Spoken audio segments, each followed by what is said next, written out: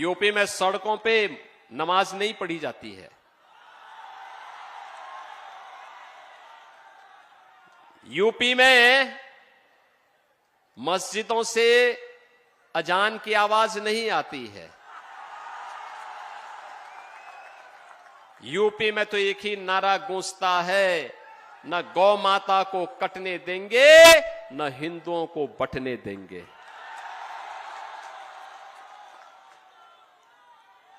वहां पर अनुसूचित जाति हो या जनजाति, प्रजापति समुदाय हो या फिर कुम्हार हो या कुर्मी, किसी भी जाति का हिंदू है वह सुरक्षित भी है और समृद्धि के नित नए सोपान को प्राप्त कर रहा है।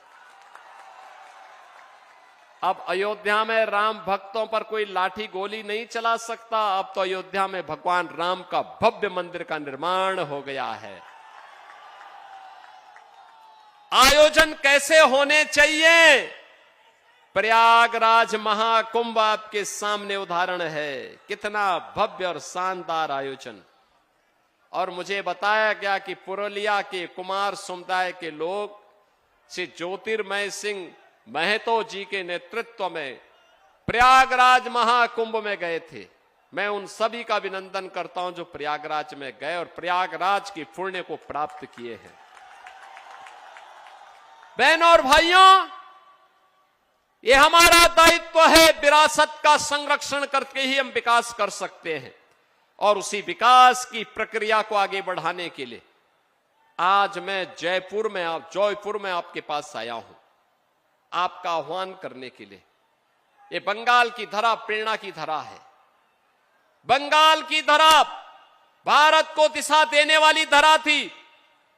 बंगाल में प्रतिभा थी, लेकिन प्रतिभा पलायन कर रही है। बंगाल में पुरुषार्थ था, लेकिन उस पुरुषार्थ को कुंद कर दिया गया। बंगाल में वह सब कुछ था जो बंगाल को भारत के अंदर लीडरशिप देने का मादा रखता था, लेकिन बंगाल को एक साजिश के तहत पहले कांग्रेस ने, फिर कम्युनिस्टों ने, अब टीएमसी ने अव्यवस्था, अराजकता और गुंडागिर्दी का अड्डा बना दिया है। बहनों और भाइयों, मैं आपका आह्वान करने के लिए आया हूं।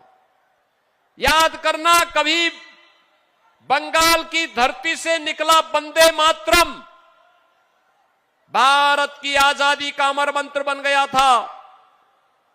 और आज मैं आपका आह्वान करने के लिए आया हूं। वंदे मातरम ने भारत को आजाद कराया था।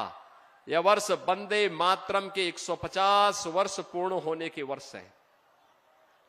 और इस अवसर पर मैं कहूंगा कि हमें वंदे मातरम के 150 वर्ष पूर्ण होने के उपलक्ष्य में टीएमसी मुक्त बंगाल चाहिए, क्योंकि टीएमसी मुक्त बंगाल का मतलब डबल इंजन की बीजेपी की सरकार, और डबल इंजन की बीजेपी की सरकार का मतलब बंगाल के अंदर अब उन्नयन शुरू होगा,